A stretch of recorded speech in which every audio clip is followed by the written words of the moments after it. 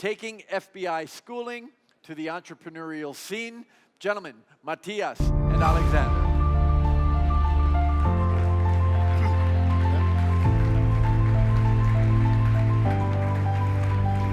Thank you. Have fun. Thank you. Hi. Ooh. Thank you. All right. Hi, everybody. I hope you can hear us well. Welcome to this little session. My name is Alexander Stöckel. I'm one of the partners and board members at B2V. It's a pleasure to be here with you. I have the honor of interviewing Matthias Schranner today, the negotiator, as I call him. So this is a professional negotiator who has negotiated many deals, both in the police and FBI world and in the business world. And maybe you want to say some words about yourself, Matthias. Yes, of course. So first of all, thank you for the invitation. I'm very pleased to be here. So my name is Matthias. I'm a former hostage negotiator. So I had to negotiate with hostage takers, bank robbers, and suicide attempts. And you may ask yourself how I became a member of this task force. I started my career as a regular police officer in Munich. And after a couple of years, I joined the Drug Enforcement Agency. So I worked 6 years undercover, you know, long hair, black leather jacket, gun in my inside pocket, negotiating with drug dealers for 6 years. Then it was time to step out of this business. I studied law and psychology and went back to the Ministry of Interior and became a member of this task force. At present, I'm a consultant. We are supporting huge clients like United Nations in New York. We are supporting sales departments, procurement departments, legal departments, always in difficult situations. Perfect. Now, how we want to do this is we will start you off with a little video we will see in a minute featuring a certain Donald Trump who has a certain reputation for negotiation skills. And then we will have Matthias introduce us to a basic model or framework, if you will, for negotiation. And then we are going to talk a bit about negotiation experiences, negotiation models, and also the skills of Mr. Trump and what we think of that. So can we maybe see the video right now?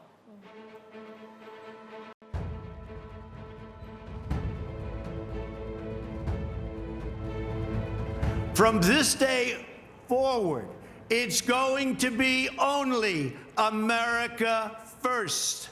America first. Drain the swamp.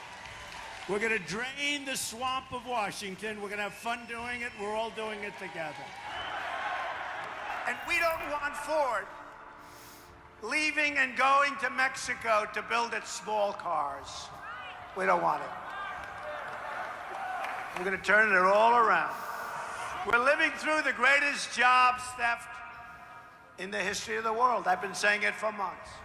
It used to be the cars were made in Flint, right? And you couldn't drink the water in Mexico. Today, the cars are made in Mexico, and you can't drink the water in Flint, Michigan. You know that, right?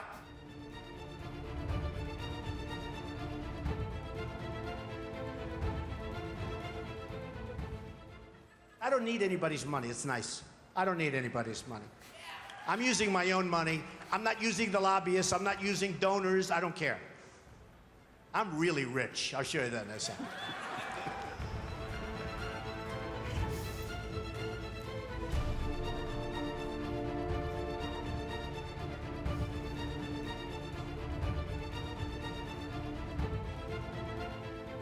When Mexico sends its people, they're not sending their best. They're not sending you. They're not sending you. They're sending people that have lots of problems, and they're bringing those problems with us. They're bringing drugs. They're bringing crime. They're rapists. Excuse me, sit down. You weren't called. Sit down. Sit down. Sit down. Go ahead. No, you don't. You haven't been called. Go back to Univision. Together, we will make America strong again. We will make America wealthy again. We will make America proud again. We will make America safe again. And yes, together, we will make America great again. Thank you, God bless you, and God bless America.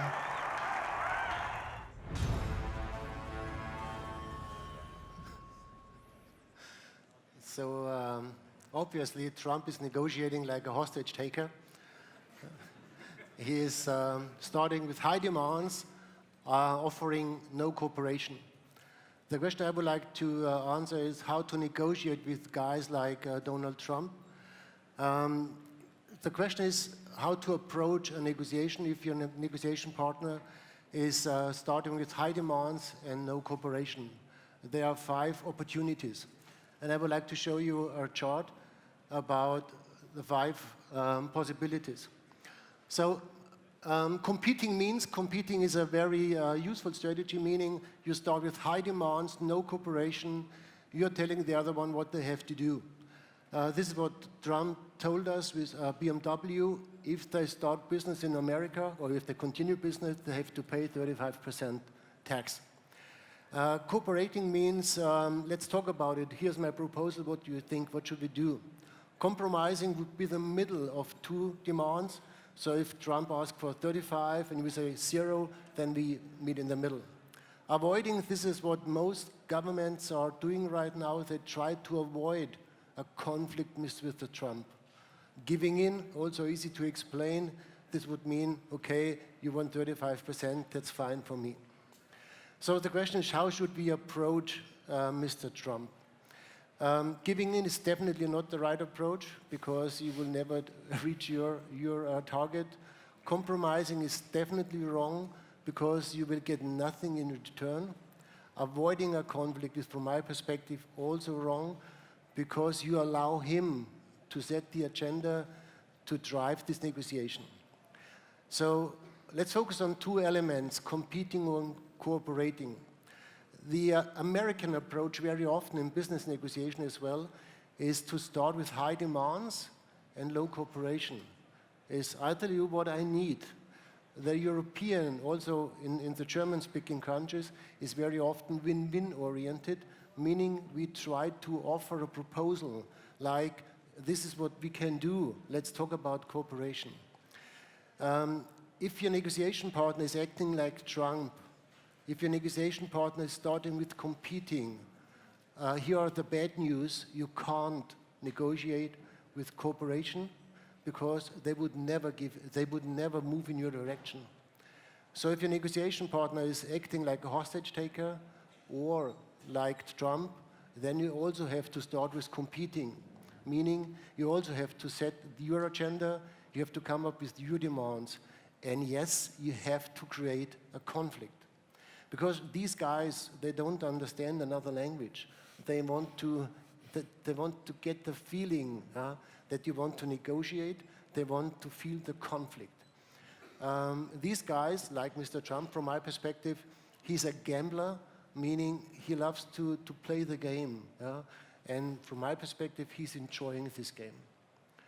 And let's discuss what we can do. Maybe we can talk a bit about his recent defeat when he tried to repeal Obamacare. And do you think he was playing with too high stakes, or what was the problem there? Was that something to do with his negotiation skills? Well, from a negotiation perspective, it was not a negotiation because it was not just 2 parties negotiating against each other. It was more a political statement. And I think right now he's learning that he's not leading a company, that he's leading a government. And I think it was a huge learning. I'm sure he won't give up. He is trying to find a new way to get it done. And we will see. From a negotiation standpoint, I'm sure he will come up with a new demand. Okay. Now, I'm interested to learn something more about your practice as a negotiator. So can you give us some examples of exciting and interesting situations in which you have been an advisor and negotiator, so we can better understanding of what you do? Right now, we are supporting a very huge deal against an American partner. So a very huge European market leader is negotiating against an American market leader. It's about a lot of money because it's about IP rights. And the legal department told the CEO, don't fight it in court, try to find a solution. And this is our job to support a settlement negotiation because you have no idea where you can, what could be your target and what's your walkaway position. Okay. So who would be typical customers for your service? Who is usually giving you money to negotiate on his behalf? Always very huge companies, because our support is always very strategic oriented. So it's not about sitting in a room and trying to convince you. It's a strategic approach, meaning how to set up the right team, how to involve the CEO, how to influence the media, for example. So it's a very global and strategic approach. Okay. And is there something that the startup community can learn from these negotiation tactics and strategies and the 4 or 5 principles that you mentioned here, for example? Definitely. Because if you negotiate, let's say, with a founder, with a business angel, with CV, these guys, very often in America, these guys, they try to test you. They try they create a conflict to test you. And if you try to avoid it, if you offer a compromise too early, then they get the feeling you're not the right partner for this business. So very important, there are 2 elements. It's always strategy and the tone. The strategy could be hardball, the tone should be respectful. And Trump is not, from my perspective, he's not a good negotiator because he is not using the right tone. He's very disrespectful. Are there differences from nation to nation? So I understand you were born and raised in Munich, and then you have your offices in Zurich right now. Exactly. So I think, that's a stereotype, obviously, but are there differences between nationalities and certain negotiation behaviors? Because you would assume that somebody from Switzerland is more accommodating, whereas somebody from Germany would be more harsh and less compromising, for example. Is it true, or is it just a stereotype? It's true. It's true because I'm born in Germany and grew up in Germany. If you're from Germany, there is no reason for negotiation, because you know you are right. And no applause for that. Come on. And so based on our experience, if you go to Japan, if you go to China, you prepare yourself because you know it's another culture. If you go to America, you believe it's the same culture, but it isn't. And we underestimate the negotiation style of American partners, definitely. Okay. Because we start with cooperating. Here's my proposal. If you don't agree, then I talk about consequences. I will let you know. So we move from cooperating to competing. Americans start with competing, moving to cooperation. I think based on our experience, if you negotiate with American partners, you need to be well prepared because from a negotiation perspective, it's completely different. Okay. Yeah. I also heard that it's an advantage if you kind of try and take out the person that starts to negotiate with you immediately and try to get to the person that's behind this person. So you're not just negotiating with the manager, you want to talk to the CEO. So why is that, for example? Can you... If you escalate on the other side, if you try to get the CEO of the other side into the room, you always get what you want. Because a CEO, they don't have tactical opportunities. We call them decision makers. They have to decide. They can't negotiate anymore. They have to say yes or no. And the other thing, a CEO has, from a financial standpoint, a completely different perspective. If let's say a key account manager is negotiating for $100,000, for a CEO it's nothing. So if you can involve a CEO, you always get what you want. Okay, so basically you say that I should try and discredit the immediate manager that I'm meeting and try to get to his boss until I get to the very big boss, basically, and then I'm more likely to get what I want from this guy. You don't have to be rude, you don't have to be harsh. We wouldn't start a negotiation with a lower level. We always go directly to the boss, and because it's the easiest way. Otherwise it's time consuming. You need a lot of time, and we always try to involve the top management immediately. Perfect. I'm going to open up the discussion for the audience in 2 questions. So prepare for questions if you'd like to. One more question, okay, and then we go for you. Wanted to ask about the hijacking of ships on the coast of Africa. You were involved in that process to a certain, not in the hijacking obviously, but in the negotiation. How do you know? So can you, this is another example of your fascinating background and the stuff that you do. So can you talk a bit about that? Well, it's so the pirates in Somalia, for example, it's a business model. They are not stupid. There is a decision maker in the background. They do have their negotiation team. They have the hijackers. So it's a well prepared and organized business. And they start with high demands, like always, 30 million. And then you say, well, that's difficult. And here's what we can pay. And then you come up with $178,312.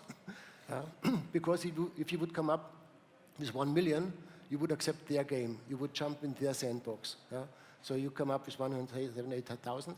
And then it takes time. And both parties knows it's important to negotiate, so they would never kill a hostage, for example, because they know then the game is over. And it takes mostly 4 to 5 months to reach an agreement. But this is important to prepare for the next game, basically, so for the next hijacked ship, and then so... Okay. Exactly, yeah. And that's why it's a business model. They have the teams, and they always get money, and they use the money to develop their area. They build schools and hospitals. So it's a very professional organization. So I think that's very interesting to look at a criminal organization like a management company, basically. Yes, and it's always better to negotiate with a professional negotiator instead with a beginner, because if you negotiate with a beginner, they don't know the rules, the principles. Okay. And if you negotiate with a hostage taker who is professional, it's easier to negotiate. All right, good. Now I'm opening up for the audience if there are questions. There's one here. Thank you for your talk. So I'm a surgeon, and I'm always negotiating and trying to make decisions, and they're all about health or disease or even life or death.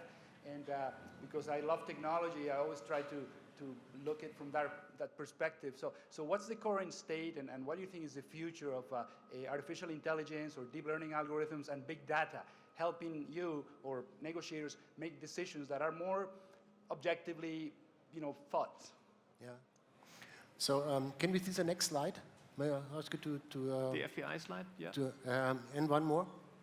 So what we try to do in negotiations, we try to set up a team like, we call it the FBI principles, meaning you need 2 negotiators. One is the so-called speaking negotiator and the non-speaking negotiator, the commander. As a decision maker, you need to prepare the so-called license to negotiate. So what we have learned as a decision maker, you need to clarify what you want prior to a negotiation. You shouldn't fly in during a negotiation.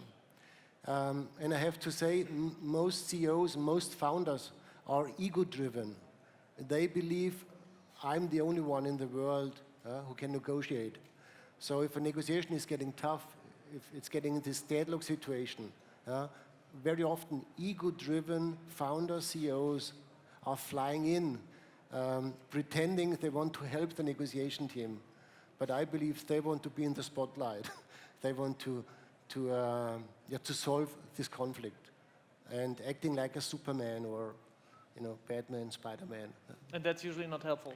It's not helpful because the negotiation team will lose their face. They lose their reputation. Okay, right. More questions? Otherwise, I keep asking questions. Yeah. Right? Good. Let's go. Hey, sorry. I love what you spoke about, whether you shouldn't avoid a conflict or you shouldn't avoid a negotiation like the Democrats did with the election. My point was, at what point should have they compromised and taken Trump seriously? Like, you rightly pointed out that you have to either cooperate or compete, and they didn't do either. They actually compromised and avoided it. So even when I'm talking to, say, VCs about certain projects or raising funds, at what point do I compromise because I know they have a strategic advantage and they'll help me out? I can compete, I can cooperate, but at what point do I compromise?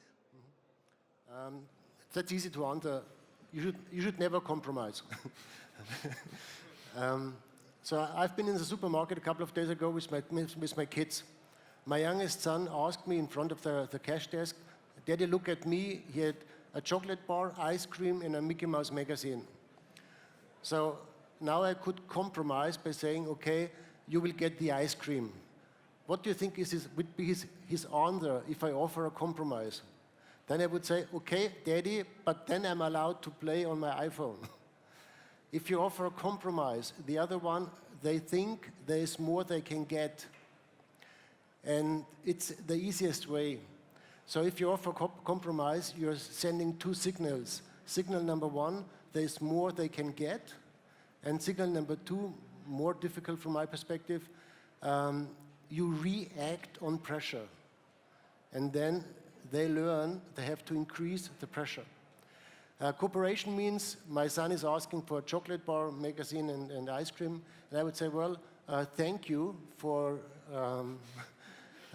the opportunity to negotiate. What about cleaning up your room, doing your homework before 5 p.m.? So I start with my demands. And then it's easier to negotiate, because if both parties are coming up with more demands, then it's easier to negotiate. So compromise is always, it's a very, it's the easiest way. And the other one takes time. So if you see me in a supermarket, you should choose another row.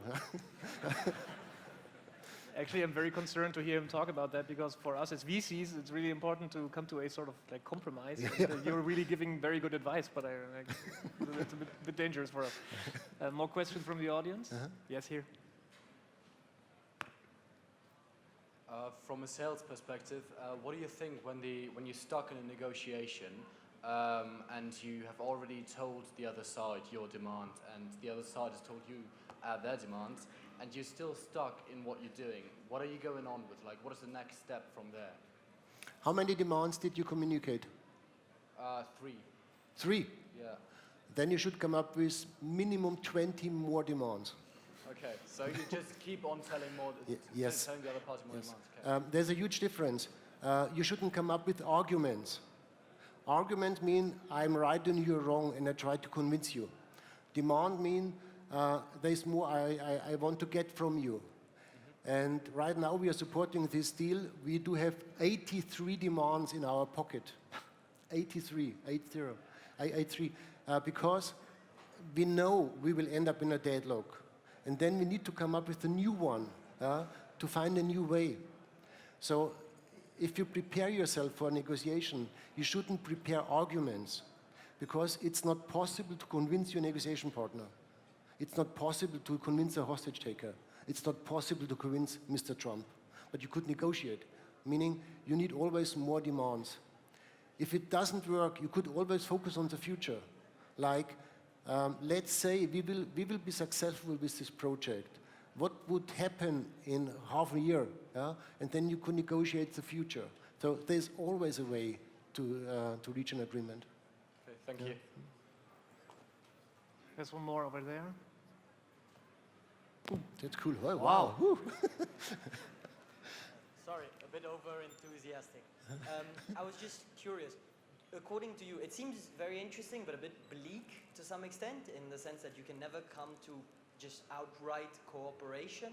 Do you think there's a way to use negotiation to get to a point where your son comes and says, I demand a chocolate bar, and you will give it to him, knowing that when you make a demand, he will give it to you, he will give it to you automatically, and sort of engage and cooperate directly? What do you mean by automatically? If you In the sense that there's no need for you to put up your demands for negotiation. Okay.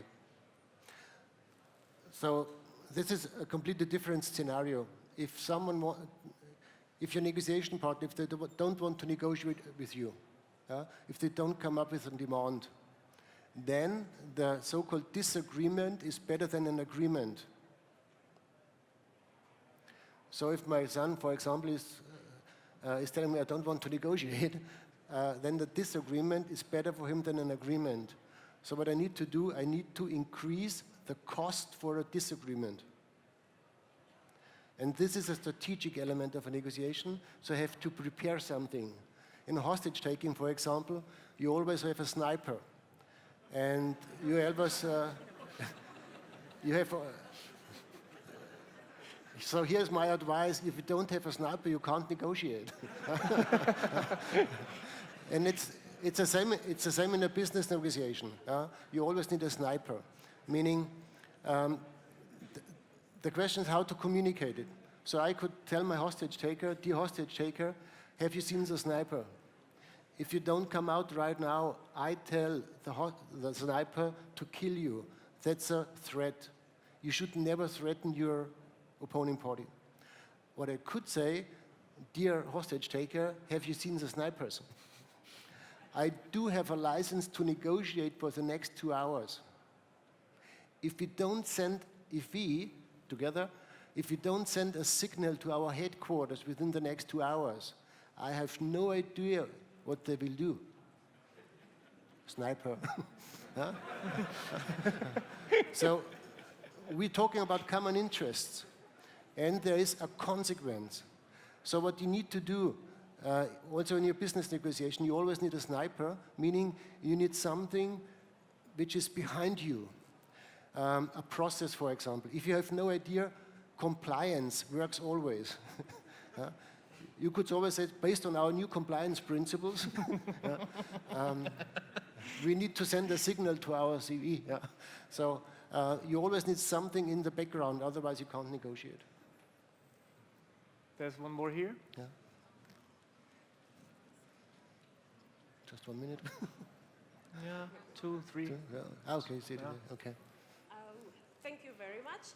Speaking of being kept hostage, I mean, I have a lot of questions about this, but then I wanted to know, like, when you communicate or you are talking to the commander, as you said, how do you get in contact with them? Do you, like, give them phone calls? Hey, buddy, how are you? This is Miss So-and-so from United States, FBI, or something like that. And how do you get their contacts? Do you, like, have someone giving you their contacts or phone numbers or email addresses? And another thing, after you have come to an agreement about what amount is to be paid, do you channel it by bank transfers, or is it cash sent by, And I mean, how is this all taking place? You watch too many movies. Movies, by the way. That's why I want to have the first-hand information from you. Yep. So in a police environment, it's pretty easy because you hand over a mobile phone. So you always take a police officer dressed up like a firefighter, walking to the hostage taker, handing over the mobile phone. Because a firefighter uniform, it's a signal for someone is helping you, it's a support. Police officer is someone want to arrest you.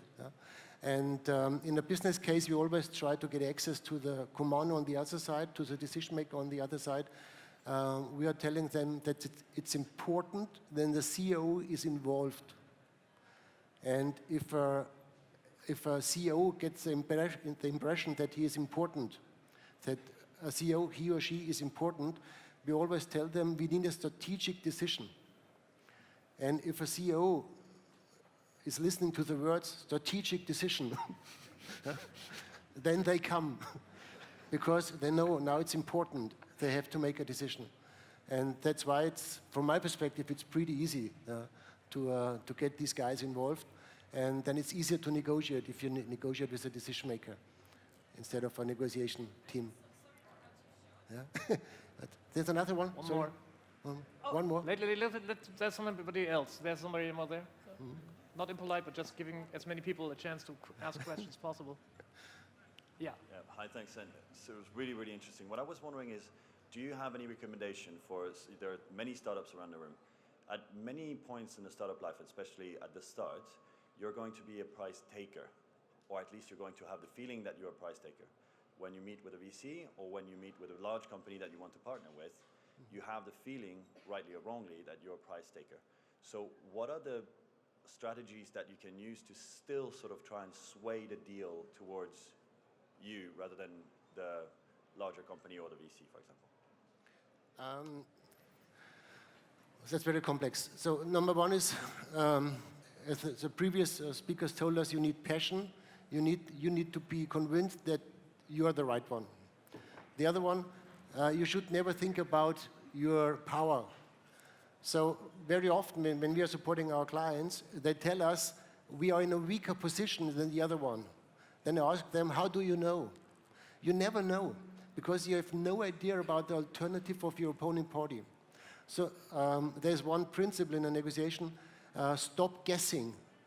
never think about your own position because you don't know it and you can't know it. The other thing, come up with a high demand, with a list of demands, minimum 20, 25 demands, as we have seen here. You need more demands, and then you need to try to test it. Very important, a negotiation has nothing to do with rationality. It's just a game. You need to play the game, meaning you need to try, you need to test what's possible. Always very, very friendly, always very respectful, and always demanding. If you don't know how to do it, you could ask my kids. They're pretty good in coming up with new, high, very often irrational demands. And they force me to negotiate, so that's the way it goes. I would have loved to hear more about inter-family negotiations, especially looking at my wife. So it's a very, very interesting topic. Unfortunately, we have to wrap it up. I would like you to give it up for Matthias Schranner. Thank you for this fascinating speech. Thank you. Gentlemen. Thank you, guys. One last thing.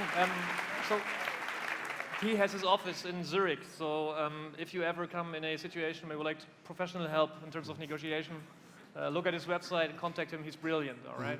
So thanks very much. Thank you, guys. Thank you. And actually, hang on, gentlemen. Okay. One of the best negotiation tactics is vodka. Thanks very much. Okay. Thank you so much. Thank you. Thanks so much, guys. Okay, thank you. Thanks.